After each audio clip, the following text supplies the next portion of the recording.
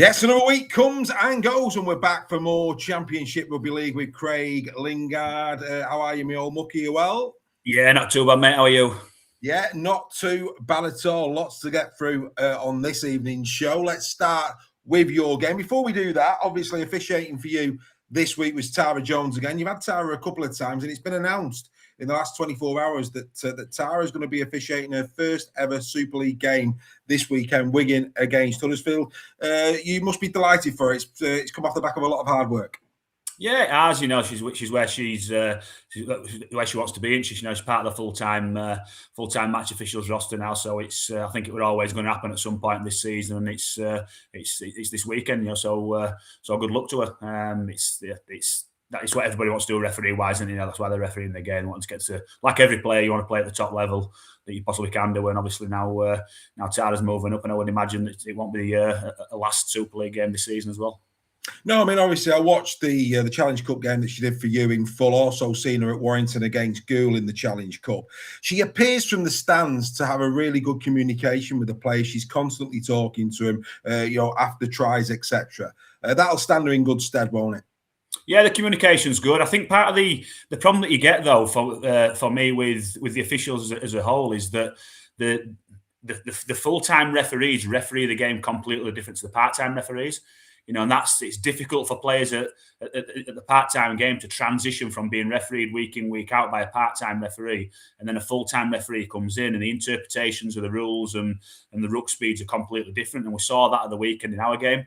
I think, players on both sides were getting frustrated about getting called for hands in at the tackle or slow rucks or whatever it might be that previous weeks teams have got away with or not been penalised for. So I think there's a difference in how full-time match officials adjudicate the game, how they officiate the game, to what part-time match officials do.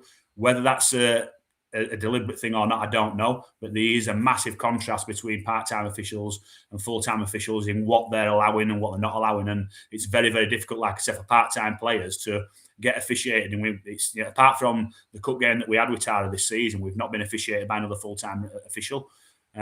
So our game the previous week against Swinton were probably one of the slowest games that I've seen, and had that been officiated by a full-time match official, I would imagine there might have been 30, 40, 50 infringements in that game. And it's just getting that consistency right. And I think all players, all coaches, all spectators want that consistency in the interpretation. So whether it's going to be we're going to let things go or whether we're going to penalise everything, there just needs to be that consistency so the players know where they are week in, week out.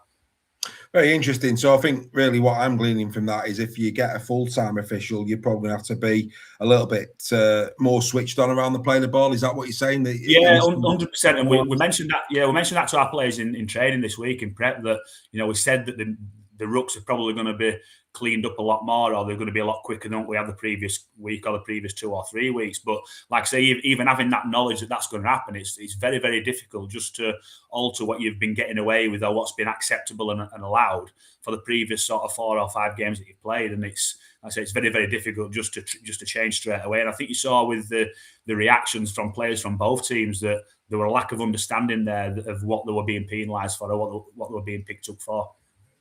We'll keep an eye on that. Interesting. Very interesting indeed. Obviously, your first defeat of the season. What a game. I mean, what a game. As a neutral, you watched it and it was a brilliant, not necessarily for you, but it was a great game. For coaches, it weren't, no. It was a shocker for you. But, to be fair, a bit of adversity as well. You lost Matty Marsh very, very early on in the game. Obviously, we'll get in terms of how you reacted to that in the game, but I think all Sheffield fans and the wider rugby league community will be wondering, how is Matty? How's it looking? Yeah, we're not sure as yet, mate. It's it needs a scan, and we need to assess the results once that scan comes through. But I would imagine best case scenario, we're looking at a couple of months. Worst case scenario, obviously, which we don't want it to be, it's going to be a season job. But like I say, we'll assess that as and when it comes. But we're fingers crossed that it's a real short one, or as short as possible for Marshy, because he missed a hell of a lot of last season with injury as well. I think he played less than half a dozen games last season as well. So he's had a real bad time of it with injuries over the last 12 months. And the way that he's enjoyed pre-season and the way that he's come back and he started playing pretty well, and then scored 4 tries in his previous 2 games prior to Saturday's game. So we were just starting to get back into a little bit of form as well, and then he gets this as well. So it's really frustrating for Marshy, and yeah, we lost a game, but my concern is for Marsh and his long term fitness and getting back into the game. So hopefully it's not as bad as might be expected. Well, wishing well, of course, from all of us. We hope that it's not the curse of the fullbacks. We've had enough of that this season. But that said, you must have been happy with how you cope with that, of course, in the first half, because you played really strong in that first half, helped by, of course, a sin winning for Oldham. In terms of that adversity, first and foremost, let's go through the game in stages. Pleasing with how the team reacted. Yeah, pleased how we reacted. I weren't pleased how we started the game. It was 13 sets until we had actually to play the ball in Oldham's half. So we made a lot of early tackle errors. I think we only completed 2 out of our first 6 sets, and gifted Oldham a lot of field position. And fortunately for us, we got to a position where we were 20 points to 6 up after losing Marsh. We're already missing a few players as well. We had 2 out with HIA, Kieran Gill were out as well, and a bit of a lighter bench than we've had in previous weeks. But that's what you've got the squad for. And once you lose Marsh, it means that Jack Bussey has to go into the back row. So we're already in middle down anyway, and then that's another middle down in our rotation. So we had to change things around a little bit, and pleasing that the coach of that adversity. But we didn't manage the game at all. I thought 90 seconds before half time, we've got the ball and we've come up with a really sloppy error in our own half, and then Oldham scored on the last play of that first half. So instead of going in at half time 14 points up, you're going 8 points up. It gives Oldham that little bit of a lift. Their half time team talk looks completely different, and then they come out in the blitzes at the start of the second half. I think it was. Start of the second half, I think Oldham had 16 sets and we'd only had 3. And in that period, they score 24 points, I think it is, and it's very, very difficult to withstand that sort of field position and pressure. And they handled it a lot better than what we did. Yeah, I think both teams took full advantage of the 2 yellows in the game. There's no doubt about that. But I think we can't gloss over it. There's some wonderful tries in the Championship this weekend, and one of them was from yourselves. I mean, when you see Oaksy going through like that, you must have had a double take. I mean, that was some run from his own half, and then the offload to Billy to go in. That was certainly your try of the game. It was a wonderful effort, that, wasn't it? Yeah, it was outstanding, mate. And he's a threat. Is Oaks again? He's another one who's had a lot of bad luck with injuries over the last sort of 2 or 3 years. A couple of years out of the game on the back of some really bad injuries or bad luck with injuries. And to get him back in, he came to us last season just to train and get fit, really, and played a few games towards the end of the season. He's been out to Batley and got some game time on loan there. And he comes in with Kieran Gill missing out and starts the game in the centre, drops onto the wing when Marshy goes off as well. And then that return is very, very physical, very strong. It's difficult to put down. But I guess if I'm Alan Kilshaw at Oldham, I'm saying that our defence is really, really poor and really sloppy. The amount of tackles that he actually breaks through. But from a Sheffield point of view, it's pleasing to see him do that. And then Billy Walker, doing what Billy's done all season. He's been outstanding as far as on the wing as Billy Walkley. And again, 2 tries for him this week. Just rewards for what he's been doing this season so far. Yeah, absolutely. And you've already said, the turnaround at half-time, one just before half-time, one straight after half-time, really changed the momentum into Oldham's favour. But then, of course, you come back again, even in defeat, we've spoke about your goal line D. I mean, don't get me wrong, you brought a lot of pressure on yourself, but there were times in that game where, again, your goal line defence was very strong. But like you say, if it's set after set after set, sooner or later the dam's going to break. But you've shown a lot of commitment to each other in those stages of the game. And of course, having gone 30-20 behind, to then come back to 30-all shows a lot about your Sheffield team, doesn't it?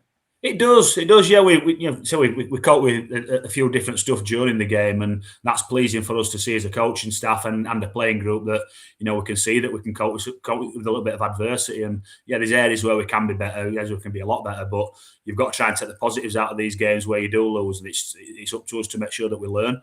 We've got ourselves back into a position at 30-all.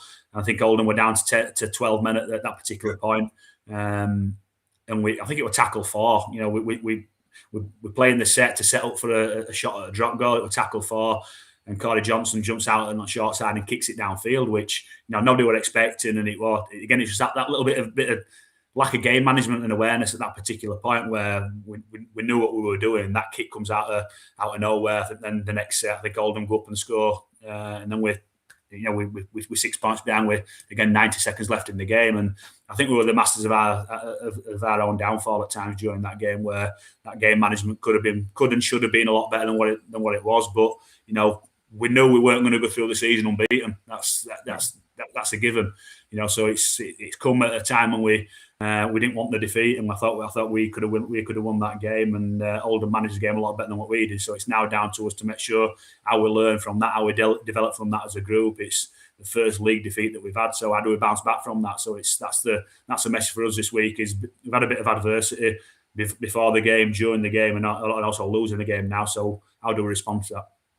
Yeah, and I know there's been a few episodes we've done this season where we've talked about, the dying embers of games and tries being scored. And as much as we gave, your try a bit of applause, and I know you're going to be filthy over the defence, but Ryan Lennon, I mean, that was a good solo effort for him to get the winning try for Oldham. Yeah, but again, disappointing from us. We'd prepped all week about, Oldham used their back rows up, from hook balls coming back inside against the grain, hitting lead lines, hitting bounce lines out as well. So we knew that the back rows are a massive part of everything that Oldham do, because we've got some quality back rows out there. One had gone into the back row at that point, and it's just a simple hook ball back against the grain. It's big man on small man. He gets on top of Kai Morgan, bounces him off, and then pushes through and goes over untouched pretty much from 30 metres out. So defensively for us, it's a really, really poor try for us to concede, particularly so late on in the game, having got back and putting ourselves in a position to either get a point out of the game or go up the other end and try and get that drop goal. So yeah, a bit of a disappointing to lose the game as we did, but it's a long season. It's down to us now to make sure that we try and use it as a positive and take out of it what we can and bounce back us in the best possible scenario this week. Morgan Smith had a game, didn't he? He did, yeah. Nate Morgs is a good player. He's a quality player, and Morgs is a great player on the back of quick ruck speed when the defence is on the back foot, and that's what we got at the start of the second half. We were getting rolled, and it was 6 against the penalties, and we were getting rolled, and I think we were 12 sets or 11 sets he had consecutively, which it's very, very difficult for anybody to defend like that. And when you've got smart half-backs like Morgs and Drinkwater pulling the strings, then you're going to get punished, and that's what happened. Absolutely. And finally on this one, George Griffin, back-to-back braces. What's going on? Is the coffee's on, George? Mate, it's absolutely quality.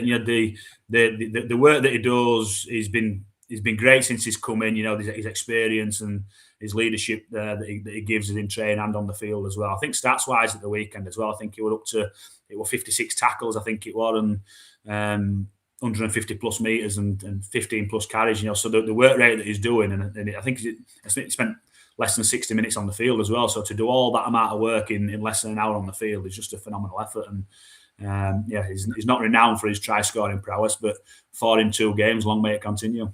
Absolutely, and he must be great for the younger lads in the squad to have a player with that experience in there. Look, mate, it might have been your first defeat of the season, but again, your team are going well. As a coach, if you're going to lose a game, it's better to lose a game like that where you've not been blown away. There were positives in that game in defeat, wasn't there? You've got to be is that difficult, as disappointed as you must have been to have lost under those circumstances? Is it difficult to then go into the sheds and get the balance right? Because overall, you're right in the grind this year, aren't you? Yeah, we are. It's difficult because I thought I think we were the masters of our own downfall there. I thought if we'd have managed the game a little bit better, then we'd have got the victory. And I was filthy at half time, absolutely filthy with at half time, just because again it was our own sloppiness in that last set that we had just before half time. 90 seconds before the ultra, we go in at 14 points up, and like I say, it's a completely different ball game than there. Their half-time team talk is completely different. Their attitude at half-time is completely different. We'll probably get a different Oldham side coming out in the second half. So we fueled that, and that were us. That were down to us. That the games in the Championship are difficult enough to win, but when you're giving a team that's as good as Oldham are with the players that they've got, you're giving them a free leg up, which is what we did. We gave them the ball 40 metres off our own line and said, right, you've got 90 seconds to try and score before half-time, and they did. So we're absolutely filthy with them at half-time. We could have controlled that better, and I guess we're a little bit filthy at full time as well, because we didn't manage the situation where we were setting up for the drop goal and gave the possession away again. So, I think for me, it's managing my feedback that we give the players this week, because I've got to now take the positives that we showed. Like I said, we had Alex Foster out, and we had Lewis Peachy out, we had Ryan Miller out, we had Kieran Gill out. We're coping without Connor Fitzsimmons being out for 3 months as well, and then we lose Matty Marsh during the game, and Blake Broadbent went off during the game and couldn't come back on as well. So there were a lot of adversity that we had to deal with. So that's the positive that you take from it, like you say. When you've slept on it and you've had a couple of Guinness and you've wound down a little bit, and you stop shouting at yourself in the mirror, and you stop sulking and that sort of stuff, and you can look at it with the following day, and you can sit with your coffee and you review the game, and you can see a lot of positives from that. But the message from us is that we need to be better, and we can't keep making mistake after mistake after mistake. We've got to learn from that. So yeah, there's some really good positives, and we dealt with adversity, but we need to get better. The power of Guinnesses and coffees at full time. That's all I'm going to say. 100%, mate.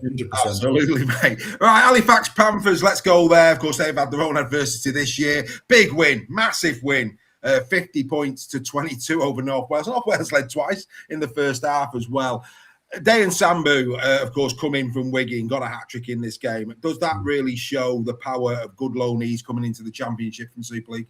Yeah, definitely. And I think, Halifax are in a position at the minute where they need them loan players coming in. Whether they're coming from a Wigan or the Saints or whoever it might be, they need the players to come in. And fortunate for them, they've got the access to quality players that have come in, they've utilised that and have used it. And the 17 again that they put out on the field, you might only had a squad of 17 players, but the 17 they put out on the field, it's a great 17. It's a real quality 17. It'll trouble any team in that division. But as we said last week, their challenge is making sure that they try and fatten that squad out a little bit more now with their own players and not have to rely on loan players coming in, because we know with the number of injuries within Super League squads and within Rugby League as a whole at this moment in time, it might come a time where you've not got access to the quality players. You might have access to academy players dropping down from Super League to get that experience, but young kids at that academy level, some of them aren't physically ready for that contact and contest within a championship game. But whenever they've got access to these quality players, and they're going to use them, aren't they? And that's the response that you want, and that's the reaction that you want, and that's the impact that you want. And if you're an Halifax coach, that somebody's going to come in from Wigan and give you 3 tries. Yeah, no, absolutely. And, we speak about Greg Eden all the time, it would appear, but Greg again going over. That's 8 tries now for the season, joint top try scorer. He's trying the game ratio. It's ridiculous. He's at it again. He's Greg, doing really well there for North Wales. And actually, 1,788 the official attendance for that game. Yeah, that's good going, especially when you consider the problems Halifax have had. They're playing North Wales. That's a great effort, isn't it? It is. It's unbelievable, and I think sometimes maybe we take for granted our local teams, don't we? And it's when they're not there, which Halifax weren't for a couple of weeks, it's maybe reawakened a little bit of interest in the local area, and it's got some more people down that have maybe stayed away for a season or two or a few games as well. It's maybe given that realisation that there is a genuine, realistic possibility or potential that these teams can disappear. So that's what we need. We need people to get back through the gates. We need people to support and sponsor and pay with the feet coming through the gate. Once you're in the ground, you're spending money at the kiosks, whether it's food or whether it's drink, you're buying raffle tickets, whatever it might be. And it just makes the whole atmosphere and makes the day out a lot better as well. So you're more likely to come back. And it's a great family day out. And again, that goes back to your game. I mean, what more do you want on a Saturday afternoon? That was an incredible game to go and watch. So, yeah, absolutely couldn't agree with you more. Let's move across to London, come to a win, 66-6. That said, Salford got the first try, and it was a beauty. Cole Appleby, take a bow, son. 22 metres out, very similar to the Lennon one of yours. 22 metres out, brushes off 2 would-be defenders on the way, and then wrestles 2 on the try line to get the opening score for Salford. Didn't get any better than that for Salford, but happy days if you're a Salford fan going down there. At least you got to see a real quality try from your team. Yeah, definitely. And I think we mentioned last week, didn't we, that we were expecting Salford to go down there and get beat. And it's about taking positives out of that. What have they done well? Where can they get better? Where are they on their journey at this moment in time? And again, I guess similar to Halifax, they're a team that need to make sure that they get the players in and have access to these quality players to strengthen them out to make them more competitive throughout the season. And I guess long-term goal for them, long-term vision for them is prepping for next year and making sure that they get a squad in place for 27 and getting through this season as best as they possibly can. Yeah, I mean, a couple of braces in this, Neil Dushanbe, Conor O'Beirne getting a couple apiece. But the real story for me. The real story was a real collector's item. Take about Epel Kapinais, who got himself a hat-trick down the middle. And I have to say, some beautiful tries from him. Memorable day for him and his family. Really, really good. Looks a player. PNG international, we mustn't forget that. He's played 9 times this year for London and got 8 tries as a middle unit. I mean, that's going to me. He's one to watch, isn't he?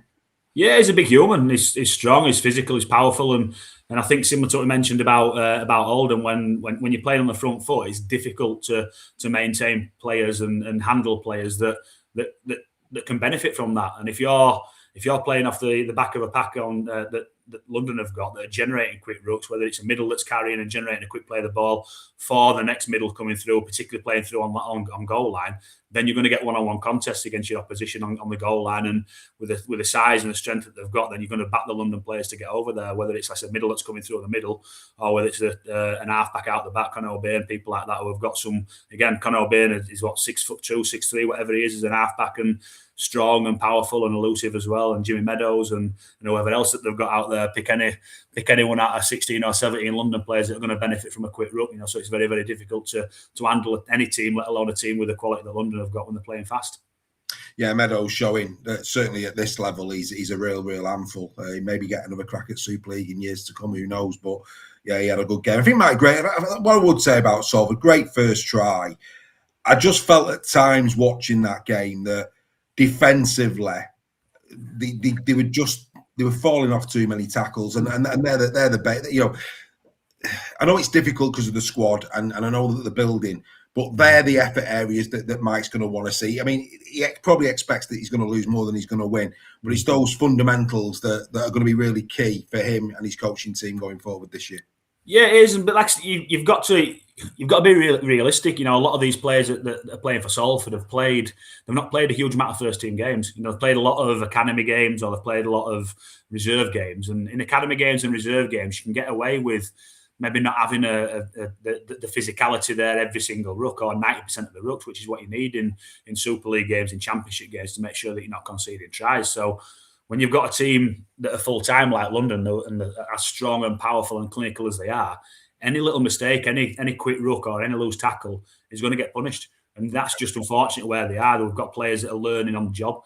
They've not had that access to playing 6 games year 1, 10 games year 2, 16 games year 3, and then year 4 they're ready to go and play 22, 24 Championship games. They're learning on the job as they go. And again, you can maybe do that with 1 or 2 players. Salford having to do that with 6, 10 players, and that collective, that number of people that are trying to do that, you're going to fall off tackles. You're going to get beat. You're going to concede tries. Absolutely. Right, let's go to Hunslet. 24-29 loss to Barrow. Now that looks close, but in reality, it wasn't. Barrow. This was a really good, comfortable win for Barrow. On the day, Hunslet got a couple of tries in the last 10 minutes to make it more respectable. They'll be delighted to come away with that, Barrow, won't they?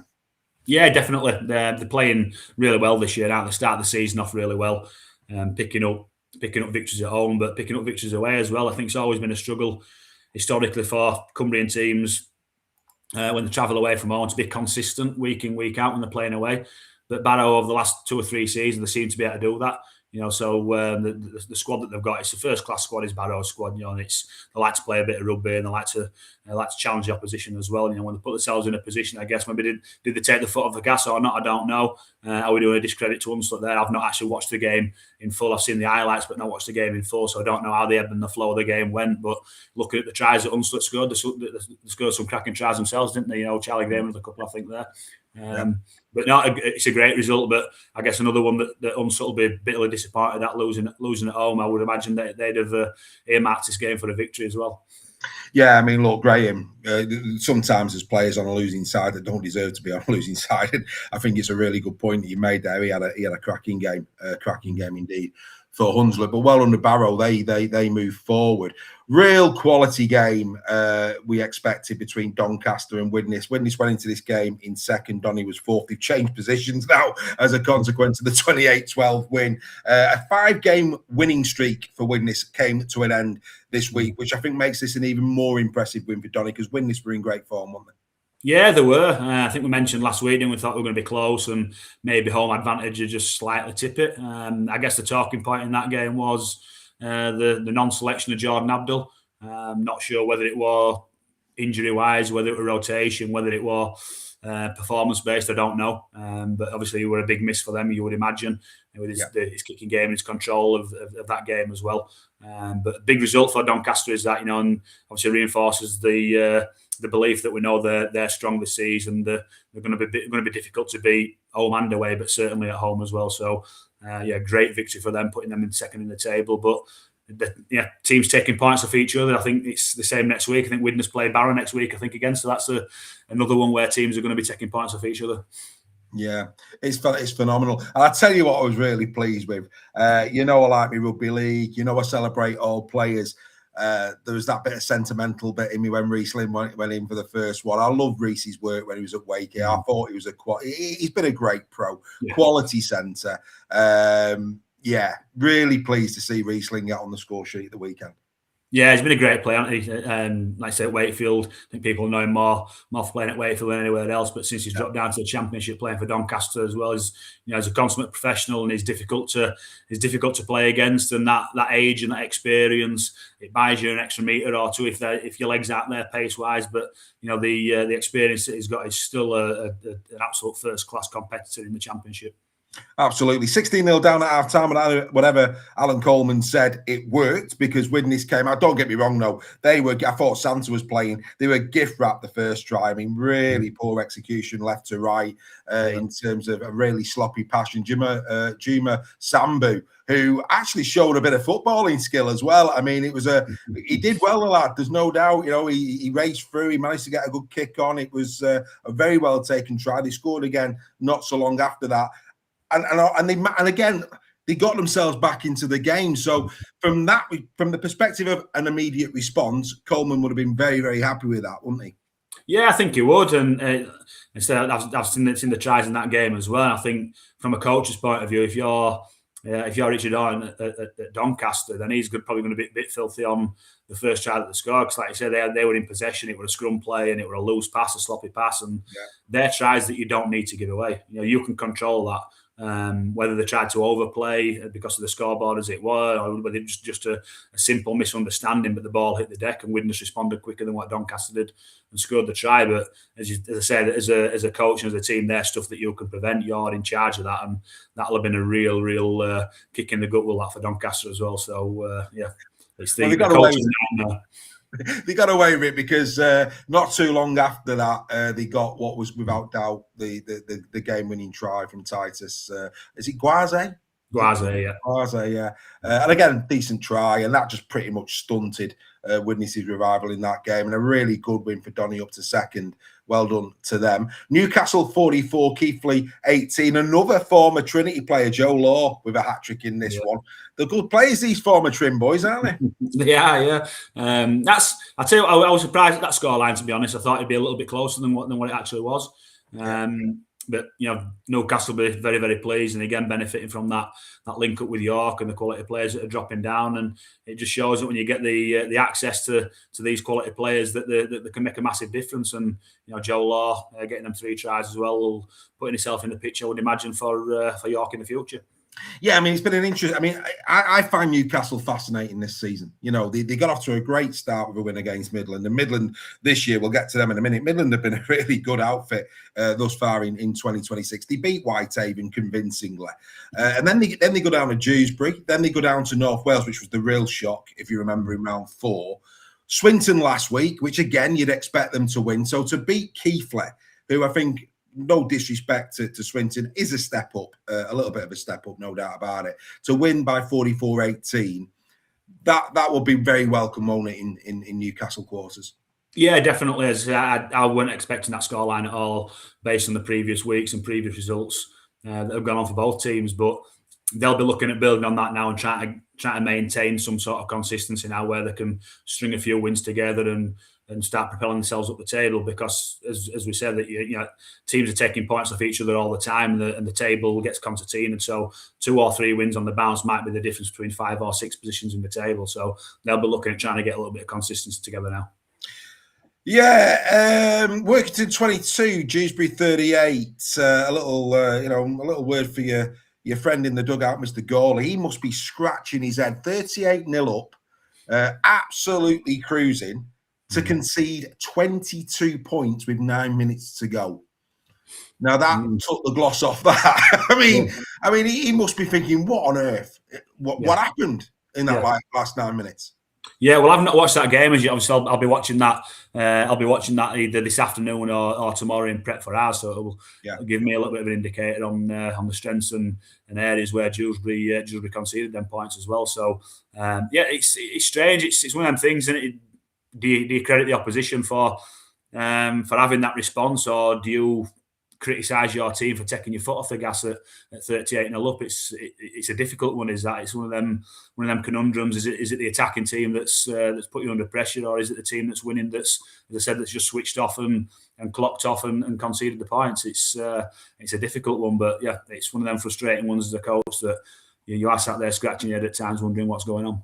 It's a fine line between pleasure and pain, mate. Yes, you would well know. Rochdale 22, Midland 28. I mean, I said a minute ago, Midland this season are really doing very, very well indeed. And they'll be pleased to be back to winning ways. Of course, they got a defeat and then a draw. So they're back on the horse with this one. I caught Gary Thornton's post-match press conference. He was disappointed with their first half showing, citing too many penalties, too many 6 agains, and that really did allow Midland a lot of field possession of the ball, and he believed that was one of the key reasons why they lost this game. Yeah, it's difficult. It's like you saw in our game that the amount of times that you concede 6 agains and penalties, it's just the weight of the amount of defence that you've got to do, and it's not necessarily the defence that you're doing; it's where you're doing it. Yeah. Because more often than not, if you're conceding a penalty or a 6 again, you're defending your own 20-metre area, and it's more physically demanding defending your own 20-metre area, your own goal line. It's more mentally draining, and if you're doing it set after set after set after set, eventually that dam's going to burst, and it might not be straight away. It might be late in the game where it catches you. So the discipline is key.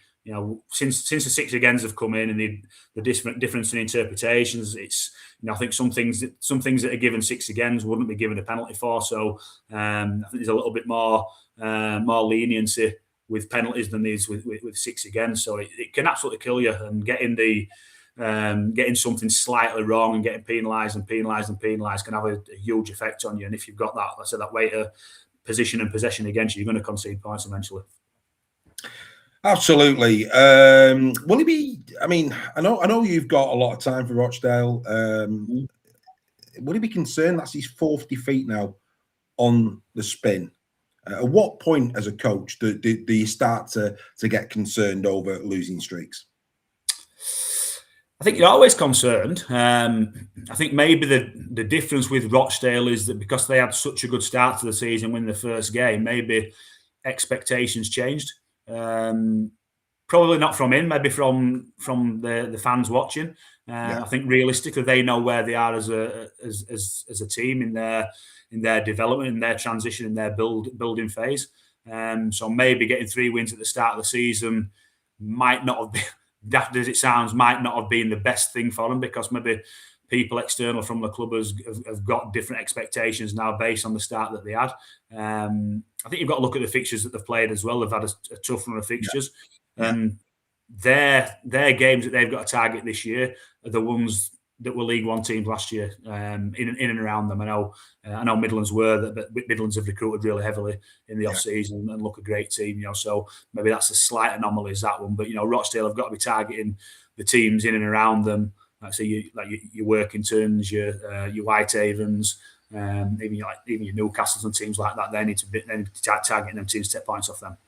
Yeah, absolutely. As for Mark Dunning, he'll be over the moon, and of course Aidan McGowan. He was the difference in the game. Look away, Huddersfield is what I'd say. If you think it, look, you look at Ash Goulding. Played for the Tigers against Huddersfield, of course, and Castleford blew them away that night. And then, Giants fans will be looking at young Aiden, who's gone to Midland, bangs in a hat-trick this weekend. And, we'll talk a little bit on Huddersfield. So I want to get your take on the departure of Luke, because I know as coaches, none of you're a close-knit community, and you'll have your thoughts on that. But if you're a Giants fan, you're looking at that going, we could have done with Aiden sticking around a little bit. He'll be delighted, won't he? Because he's gone down there. He's done well. He got a brace in this, which takes him to three tries in three. So yeah, not hat trick. He got a brace. I think he got a bit giddy there. I knew there was a three somewhere. He scored 3 tries in 3 games. Good player. I like Aidy McGowan. Let's talk briefly on Luke. We spoke at length to Joel, who's a Huddersfield Giants fan, on Weekly last week, and I mentioned, and we had a good 20-minute debate as well. It was really, and again, we demonstrated how you can have a respectful debate about some really challenging subjects. And as a Huddersfield fan, of course, he's hurting at this moment in time.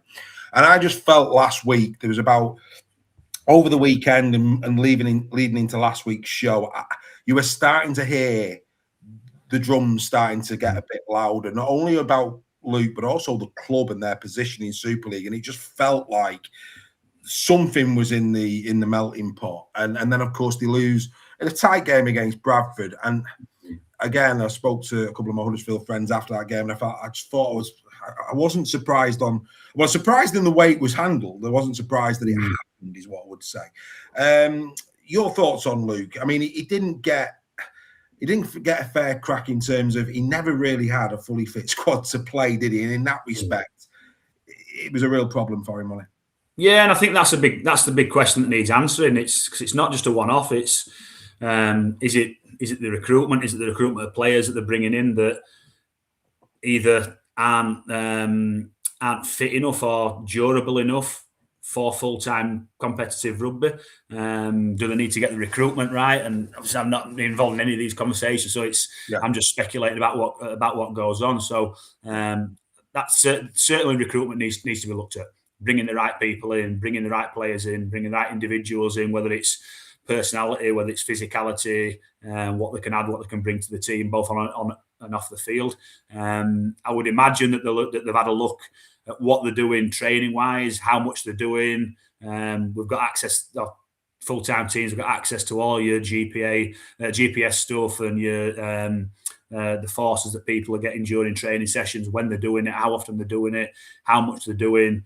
What sort of injuries are being picked up? How are they being picked up? Is it a contact injury? Is it a muscular injury? Is it a tear? Whatever it might be, and you can do all sorts of analysis on that sort of thing, and come to some conclusions about: do you need to change your training methods? Do you need to train how you train, when you train, where you train, pre-game, post-game, all that sort of stuff? There's loads of different things that you can chuck into the melting pot and work out what's wrong. But I think ultimately, Luke wasn't the issue, and it's difficult because Luke is the figurehead.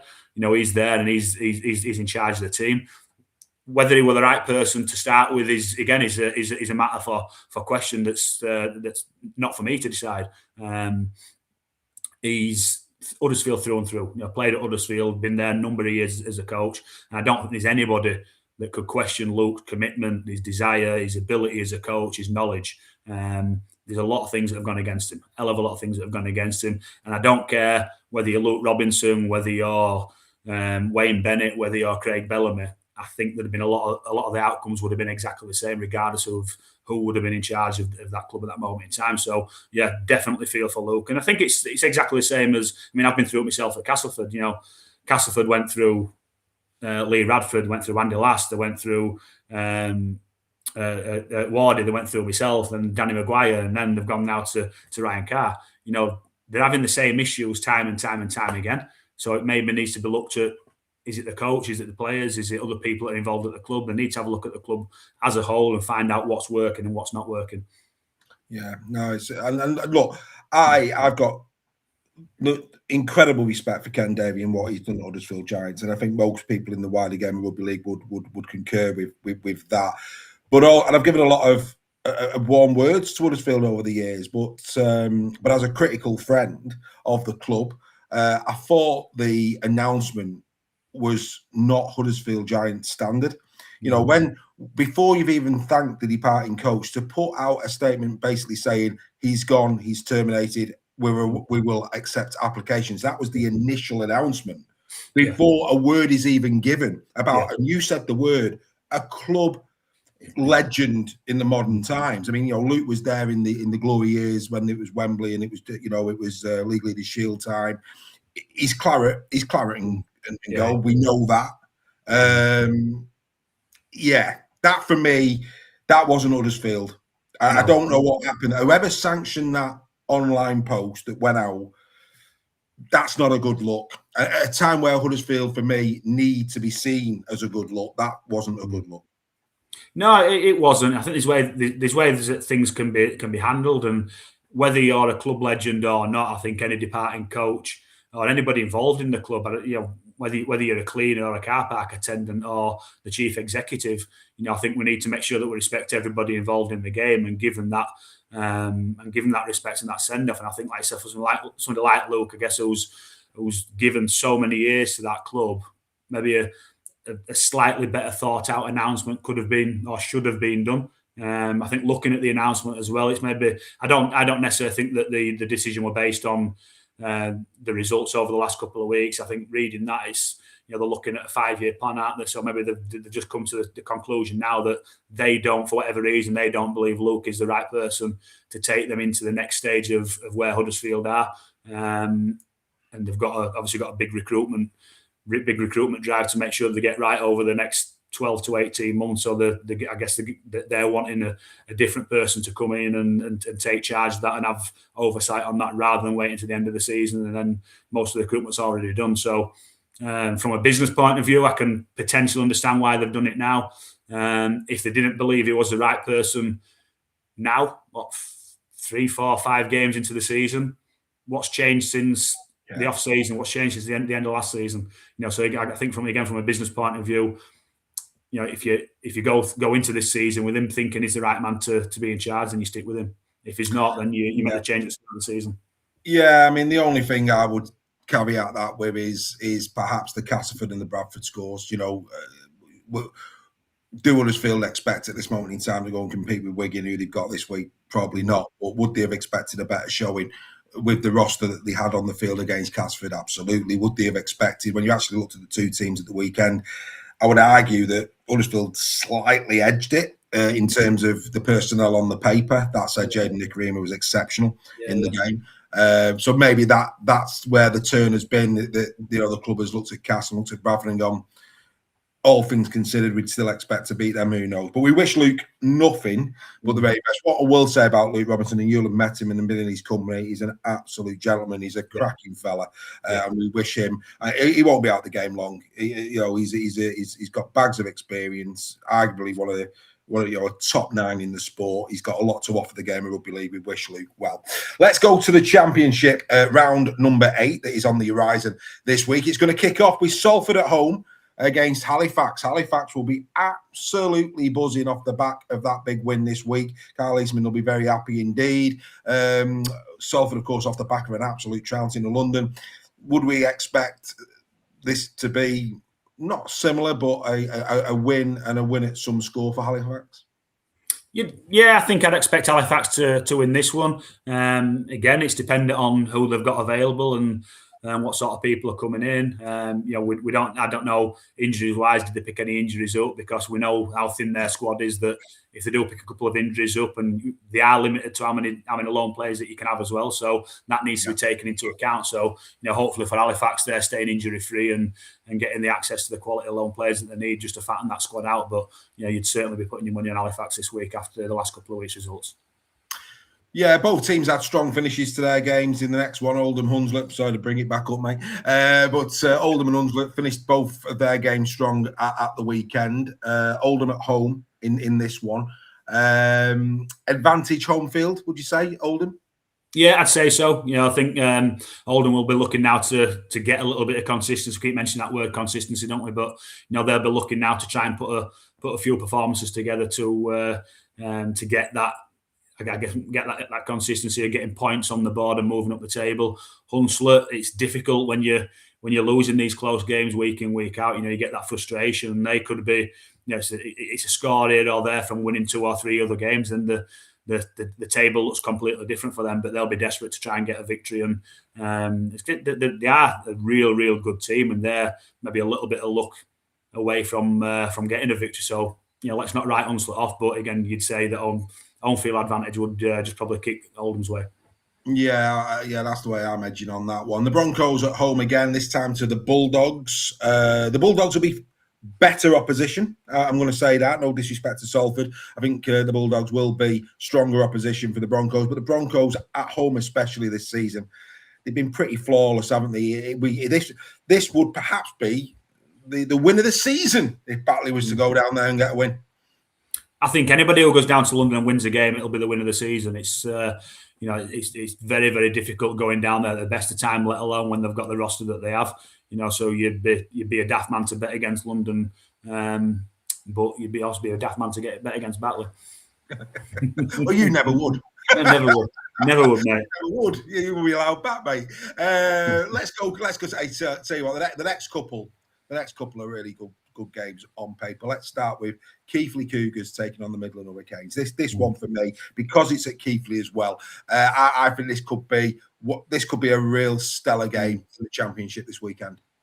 No, I agree. I think it's got a real potential to be close, and you're expecting a response from Keithley as well, like from the performance up at Newcastle, and it's home field advantage again. It maybe closens it up a little bit. Maybe Midland slight favourites with the form that they've had this season. Yeah. Did they go there in the cup and lose in the cup out at a draw? I can't remember. I think they lost last play game. Yeah, they lost here. So they'll be looking at going back there and righting them wrongs as well. But obviously Keithley having that victory against them, it'll give them that confidence that they can do it again.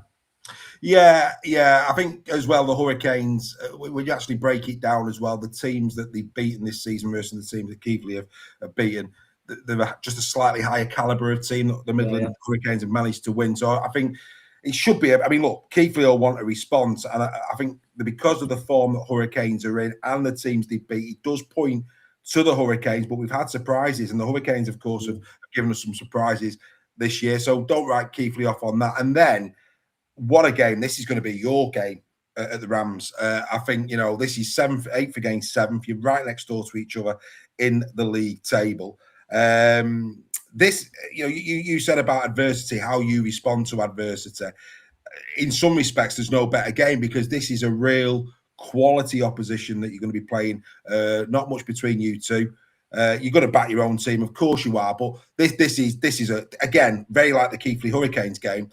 Get yourselves down to this. This has got all the makings of being a really good toe-to-toe tussle, hasn't it?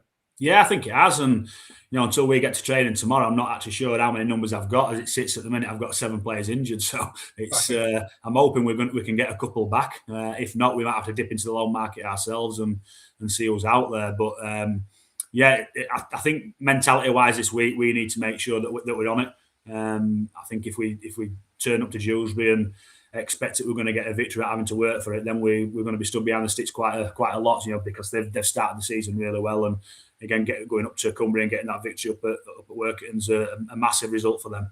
So I think we need to make sure that we approach the game with the right attitude, try and generate some tempo and ruck speed, and try and win that middle battle. That's where you've got to win the games at Dewsbury on that slightly narrower field. You've got to make sure you're dominating that middle. You can't play round teams at Dewsbury without going through first. So we need to make sure that we're prepared to roll our sleeves up and do the hard work first and foremost, and then capitalise on any space that's given to us.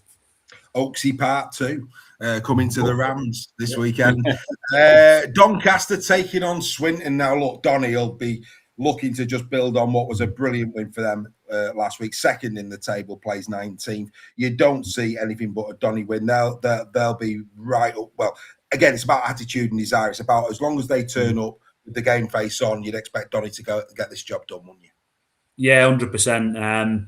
I can't see any other outcome in this and then a big victory for Doncaster. I think the confidence they're showing now and how they're playing, that I would imagine that they're going to come out and maybe make a statement victory this week against Swinton. Hopefully for Swinton, they can turn up and achieve some little things in the game that they need to achieve, and hopefully the score's not not a big one, but you're sort of predicting a big score for Doncaster on this one. Yeah, and another game that probably on paper looks like a straightforward one, albeit Workington will have something to say about that, is Newcastle. Newcastle in 6th, Workington in 15th. Home field advantage, Newcastle, Workington. You'd expect perhaps not as comfortable a win as perhaps we'd expect Doncaster to get over to Swinton, but you would expect a home win. Yeah, you would. Again, looking at the results last week, you're looking at Newcastle, as we mentioned earlier, just trying to get a couple of wins continuously and consecutively now to get that form there and maintain that position towards the top of the table. So you can't really see another result apart from a home win, I would imagine. No, but then back to a tasty one. North Wales taking on Whitehaven, 14 plays 16th, and again because of where they are in the league table, this could be a very entertaining game for people who want to go down and watch a good game of rugby league. I expect this will be a tight affair and hopefully entertaining. Yeah, definitely. I think I think North Wales have been ringing round for players as well. So I think squad wise they're a little bit thin on numbers at this moment in time. So that might have impacted on their result and the performance this week as well. So I think it will be a close one. I think this one, Whitehaven, the form they've shown, the slight change in form with the draw and the victory they've had in a couple of games. So yeah, again, close game potentially. Well, we'll see. And then the last one, again, a real interesting game, this one. Widnes, of course, like I say, coming off the back of a really strong winning streak. They're still in 4th, going to a Rochdale team who are on a really bad losing streak. Rochdale at home will want to really dig in and turn that into wins as soon as possible. That said, Widnes will be, licking the lips maybe, and they'll want to get themselves back into the winning circle very quickly and get themselves back up and perhaps into 3rd spot by the end of the weekend. Yeah, definitely. They're Widnes in a similar position to us out of this week, that it's the first defeat they've had for a while, so it's about how professional they can be this week and how they respond to that first bit of that first bit of bad news that they've had, or that first setback that they've had to a certain degree. So they'll be looking at getting back to winning ways as soon as they can. Rochdale, they'll be looking at trying to maintain or putting an 80-minute performance, and they've done it in a lot of games this season where they've been great for 20, 25 minutes, but not actually maintained it for much longer. So they'll be looking at trying to stretch that period out where they're good and doing what they need to do. So if they start like that way in the first 40 minutes, then it could be a long afternoon and it could be a close game. But I'm edging towards Widnes on this one to get back into winning ways. Yeah, I'm gonna give our old rivals a little bit of a smile and a wink. I'm gonna say Widnes as well. Bless the little bottom socks. Anyway, this is the league table. There you can see Halifax still bottom of the championship. We're that far in now. We'll keep an eye on the table. Why not? Halifax at the bottom. There's Swinton, Salford, Hunslet, Whitehaven and Workington, the two Cumbrian side by side. There's the Crusaders. Then it's the Vikings, Batley, Keithley, and then, of course, Rochdale, who are in 10th. As we go into the top half of the table, Rochdale there in 10th, 9th Oldham. Then it's the Rams and Sheffield who take each other on this week. That's why we're saying it's going to be probably a really good game there at Dewsbury this weekend. Newcastle now into the top 6. Midland Hurricanes in 5th. Incredible. Widnes now 4th. Barrow 3rd. And then there you can see it, Doncaster sitting in 2nd off the back of that Widnes win. The London Broncos, a perfect 6 from 6. And I think what you said there, Craig, anybody that beats London in London this year is going to be the performance of the season. And when you see the for and against between 1st and 2nd, the amount of points difference that have been scored, and of course a strong defence, that's why it's the prize scalp of the season, isn't it? Anybody who goes down to London, they're going to have a bath, aren't they, if they get a win? Yeah, 100%, mate. It's difficult, like I say, best times going down there, let alone with the squad and the roster that they've got this season. Loving our chats every week, mate. Absolutely loving it. I don't think anybody can do a better job of Championship Rugby League than myself, and of course you with your knowledge. It's great to be bringing this to Championship fans this season. Get yourselves down. So just to confirm where you need to be going this weekend before we depart, get yourself to Salford, Oldham, London, Keithley, Dewsbury, Doncaster, Newcastle, North Wales and Rochdale. That's where the action is this week. All the details that you need for those games is at Rugby League, the Rugby League, official Rugby League website, or go, of course, to your club's websites as well. As Craig said, We need people through the turnstiles in Championship Rugby League. And if you don't think the standard of rugby is good enough to go and pay for, believe me, it is. Go and have a check out a few of the highlights. Go and check out a few of those tries at the weekend. Go and have a look at how close some of these games actually are and how far into the deep water they go before an eventual winner is served up. Believe you me, you could do a lot worse. Get yourself to a Championship Rugby League game. On behalf of myself and on behalf of Craig, we hope you've enjoyed this edition of Championship Rugby League, and we get to do it all again next Wednesday at 7 p.m. We hope we can rely on your company. From both of us to you, bye for now.